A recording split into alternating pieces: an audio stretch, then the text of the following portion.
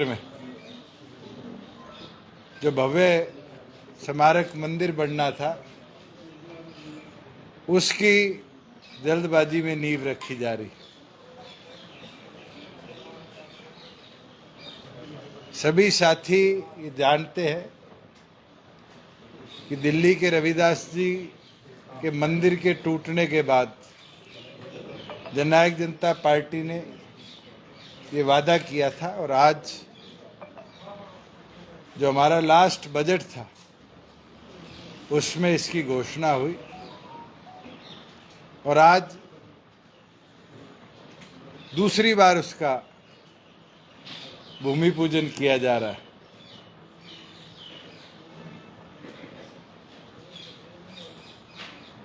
संगठन की जहां बात है, रैली के अंदर तो आप सब ने हर व्यू पॉइंट पर बात सुनी थी। मैं दो तीन चीजें जरूर कहना चाहूँगा कि कल सभी जिला अध्यक्ष, सभी सेलों के अध्यक्षों से हमने चर्चा करी और आज अम्बाड़ा और कुरुक्षेत्र लोकसभा के साथियों के साथ भी चर्चा करी और अगले 4 दिन में बची 8 लोकसभा को भी हम कवर करेंगे और आगे लोकसभा के अंदर पूरी तैयारी के साथ जैसे डॉक्टर अजय सिंह चौटाला आदेश देंगे पार्टी उतरने का काम करें। और मुझे खुशी है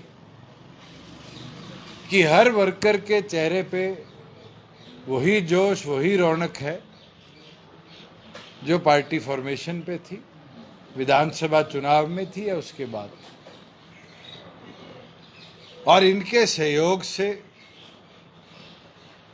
पहले से भी ज्यादा ताकत के साथ लोकसभा भी, विधानसभा भी जननायक जनता पार्टी लड़ने का काम करेगी।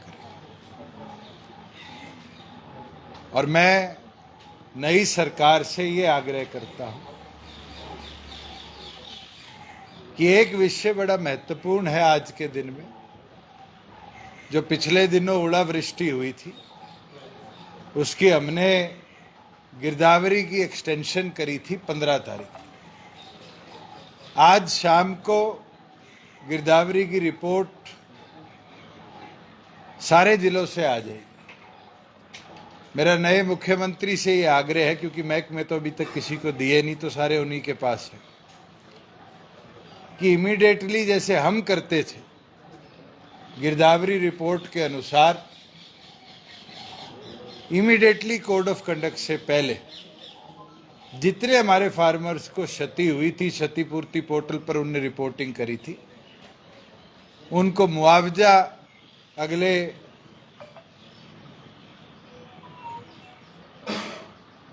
20 घंटों के अंदर अंदर इशू करे। क्योंकि उम्मीद है कि कल 3 बजे इलेक्शन कमीशन की कोई प्रेस कॉन्फ्रेंस की सूचना आई है, कोड ऑफ कंडक्ट लग जाएगा। हमारा वो पीड़ित किसान जिसकी फसल को क्षति हुई है उसको फिर 2.5 महीने से ज्यादा का इंतजार करना पड़ेगा।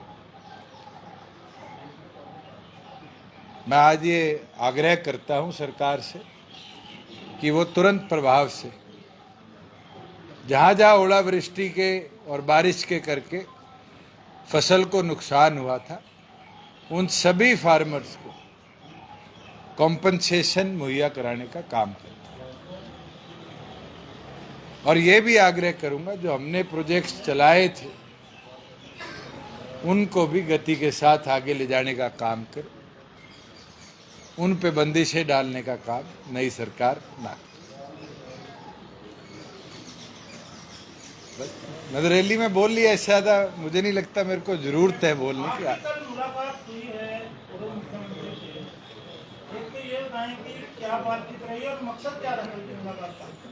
मेरा बड़ा अच्छा अनुभव 4.5 साल का रहा है।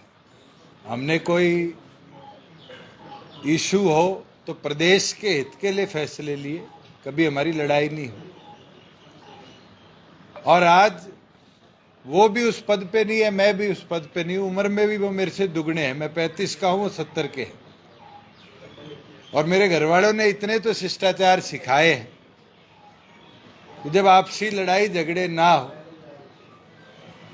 तो अच्छे तरीके से जरूर धन्यवाद करना चाहिए, और मैं उनका धन्यवाद ही करके आया हूं कि उनने 4.5 साल के अंदर बड़े अच्छे तरीके से इस अलायंस को चलाया था, और बड़े अच्छे तरीके से इस अलायंस ने प्रदेश कैसे आगे बढ़े उसके अंदर बहुत निर्णय लिए। कल की मुलाकात के बाद राजनीतिक हलकों में कई तरह की चर्चाएं हुई। अब चर्चाएं तो 4.5 साल से आप भी करते थे, टूटेगा टूटेगा, और मैं आपको कहता था जिस दिन टूटेगा आपको भी नहीं पता चलेगा। चर्चा करने वाले लोग तो इस प्रकार की भी चर्चा करते हैं कि हम मैदान में उतरेंगे, किसी एक को लाभ मिलेगा, किसी एक को नुकसान हो। राजनीति के अंदर लाभ किसको होगा, नुकसान किसको होगा, ये मैं और आप तय नहीं कर सकते, ये वोटर्स तय करते हैं। हमने जब पार्टी बनाई और लोकसभा में 7 सीटों पे उतरे तो 7 लाख वोट आए थे। विधानसभा में गए तो बढ़कर 15% हो गए, और उसके बाद हम अलग अलग चुनावों में उतरे, मिलकर उतरे, अलग निष्कर्ष आए। पर मुझे खुशी है, 2 लोकसभा के साथियों से मैंने चर्चा करी है। हम इस लोकसभा चुनाव को भी आगामी विधानसभा को मद्देनजर लड़ते हुए ही चुनाव को लड़ेंगे। अगर हमें हर सीट पे फोकस लड़ना पड़ेगा तो हर सीट पे फोकस लड़ेंगे। 9 विधानसभाओं से एक लोकसभा हरियाणा की कॉन्स्टिट्यूट होती है। हमारे जो 90 भविष्य के उम्मीदवार हैं उनकी भूमिकाओं पर लोकसभा का चुनाव लड़ने का काम अभी चर्चा चल रही है। 2 लोकसभा क्षेत्र के साथियों से चर्चा हुई है। बची हुई 8 लोकसभा को हम अगले 4 दिन में कवर करेंगे। उसके बाद पार्टी की पीएसी के आगे हम अपनी रिपोर्ट भी रख देंगे। जो निर्णय संगठन की लीडरशिप का होगा उसके ऊपर काम। 5 एमएलए आपके 5 एमएलए के खिलाफ नजर आने लगे। 5 एमएलए जो थे वो दिल्ली भी नहीं गए थे और यहाँ भी नहीं आए। क्या कंपेलिंग सर्कमस्टेंसेस रहे कि रात-रात को अलायंस तोड़ना पड़ा? एक दूसरा, जो 25 अक्टूबर 20 को जब दिल्ली में अलायंस स्टिच किया गया था रात को, ऐसा क्या हुआ कि 11 तारीख को अभी जो है फरवरी की सोमवार इसका जो है किसने जो है इसका विवरण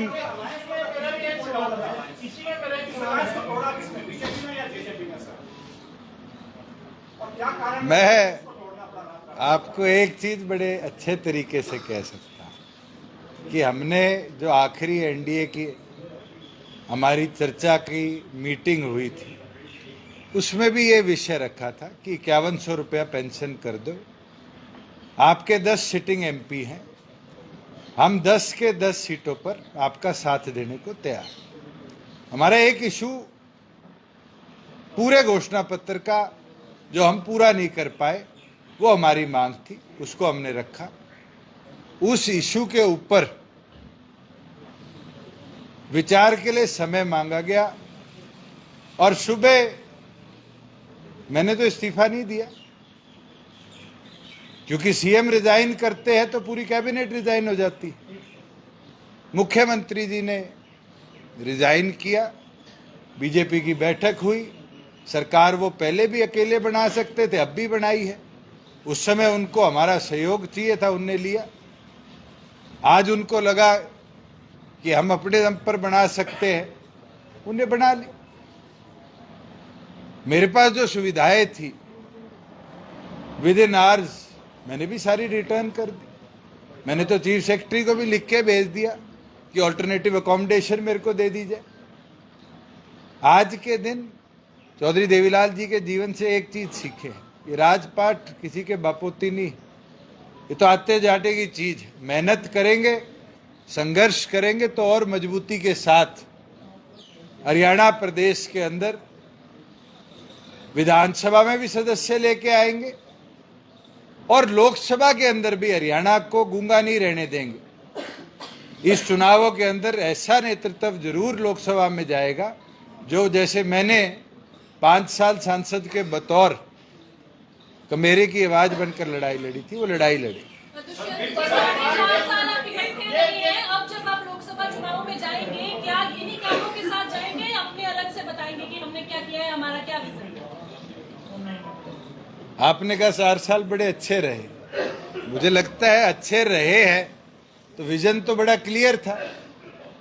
हरियाणा को आधुनिक बनाया। मैं तो खुशी के साथ कहता हूँ 20,000 किलोमीटर इतने छोटे प्रदेश में हम 4 साल में रोड नेटवर्क दुरुस्त कर पाए।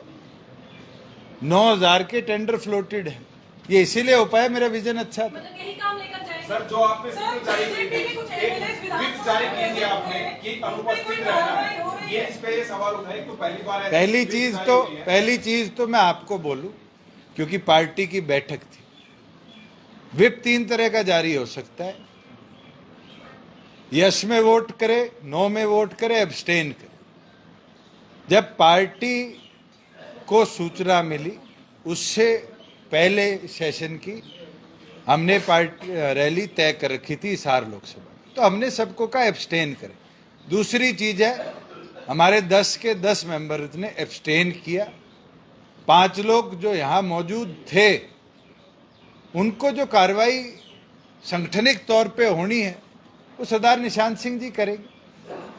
विधानसभा के तौर पर, लीडर के तौर पर अगर वो व्हिप का उल्लंघन करते तो मेरी जिम्मेवारी थी, मैं जाकर उनकी सदस्यता के ऊपर एक्शन लेता। तो विधानसभा लेवल पे कोई कार्रवाई नहीं, पार्टी लेवल पे कार्रवाई हो सकती है, विधानसभा लेवल पे नहीं हो। एमएलए मेंबर के तौर पर नहीं आपको लगता है उल्लंघन हुआ है? वोट से एब्सटेन करने के आदेश थे, वो एब्सटेन हुए।